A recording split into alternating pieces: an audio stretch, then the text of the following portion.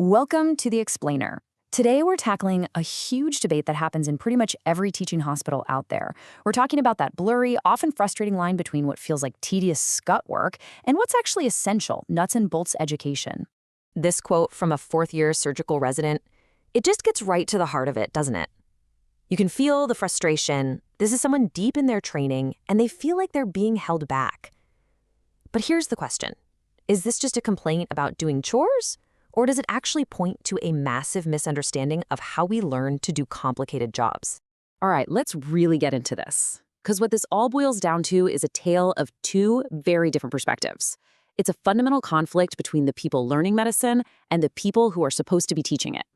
So, check this out. You have the exact same task, let's say writing up discharge orders for a patient. The resident sees it as a total drag, pure scut work that's getting in the way of the real learning. But the program director, their boss, looks at that same task and sees a vital piece of education. One person's roadblock is another's building block. And that tension, it plays out on hospital floors every single day. You know, this isn't just hallway chatter. This disagreement is actually built right into the system. The group that accredits medical training programs asks residents this question every year on a survey. They basically have to rate whether their program is focused more on education or on just getting the work done, these service obligations. They're literally being asked to choose a side. So, how big is this gap in perception really? Well, a big national study back in 2011 decided to find out. They looked specifically at surgical residents and their program directors. And wow, the results were pretty eye-opening. Get a load of this number, 87.5%. Out of 24 common tasks a resident does, the program directors rated nearly 90% of them as being more educational than the residents themselves did. That's not a gap, my friends. That is a canyon. And when you break it down, it gets even more stark. I mean, look at preparing discharge orders. Residents give it a 2.1 out of 5 for educational value. Their bosses, a 3.3. That's a huge difference. Same for getting consent for an operation or calling another doctor. It's like the teachers and the students are living in two completely different worlds, even though they're standing in the same room. And let's be real, behind these dry numbers are some very real, very intense feelings. This quote from a first-year resident, it says it all. When you're the new person and you get sent in to talk to a difficult family, it doesn't feel like learning.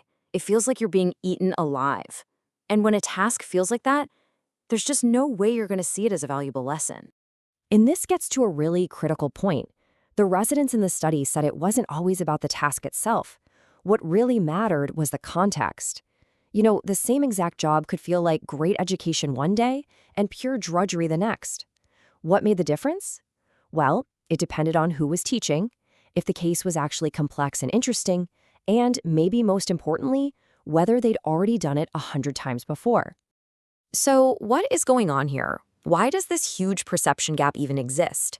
Well, according to some educational theorists, the root of the problem is that for a very long time, we've had a pretty outdated idea about what learning actually is. For literally centuries, this has been the main way we think about education. It's called learning as acquisition. And the metaphor is simple. Your mind is an empty container, and the teacher's job is to fill it up with facts and skills. Learning is all about acquiring stuff, about getting information put into your head. Now, if you're working from that mind as a container model, then of course you're going to resent doing your 50th discharge summary. It doesn't feel like any new knowledge is being poured into your brain.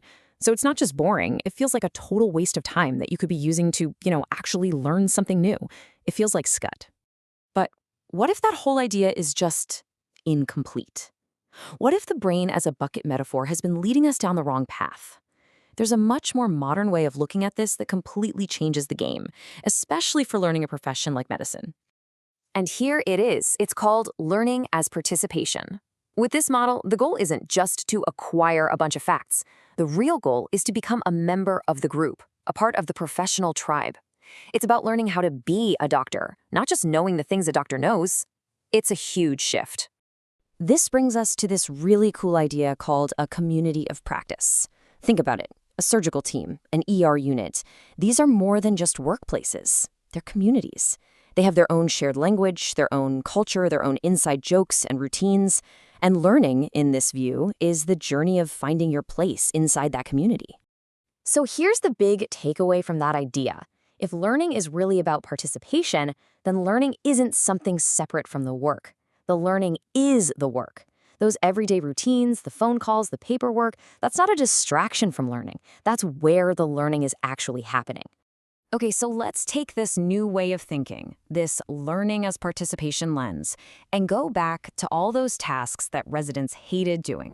From this new angle, are those tasks just service? Absolutely not. Calling another physician isn't just a chore, it's practicing the specific way that doctors in this community talk to each other. Writing daily progress notes isn't just paperwork, it's you learning how to think and communicate like a surgeon or a pediatrician or whatever your specialty is. It's practice. Now, this whole process actually has a name. It sounds a little academic, but stick with me. Legitimate peripheral participation. It's a fancy term for a simple idea. When you're new, you start on the edges, on the periphery. You do simpler tasks, but, and this is key, they're still legitimate. They're real parts of the work. And by doing them, you slowly earn your way closer to the center of the action. You can even see it as a clear path. You start by just watching. Then you start to assist with those simpler, routine tasks, the so-called scut work. But that work is real, and it's your ticket to contributing in bigger ways.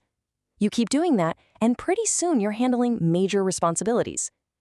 And one day, you wake up and you're the expert at the center, leading the team. That chore wasn't a chore at all. It was the first rung on the ladder. And here's the proof in the pudding. This quote, this time from a senior resident, shows what happens with a little bit of hindsight. They look back and they realize that all that service they did early on wasn't a detour from their education at all. It was their education. It taught them the real fabric of the profession in a way that no lecture or textbook ever could. And look, this idea goes way beyond the walls of a hospital. Think about any new skill you've ever learned, starting a new job, picking up an instrument, maybe even becoming a parent. Where does the real learning happen?